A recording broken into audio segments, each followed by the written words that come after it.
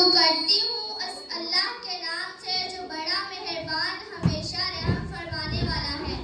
کیا آپ نے ملاحظہ نہیں کیا کہ رب نے ہاتھی والوں کے ساتھ کیسا سلوک کیا کہ اللہ تعالیٰ نے ان کے مکرو فریب کو ناکام نہیں بنا دیا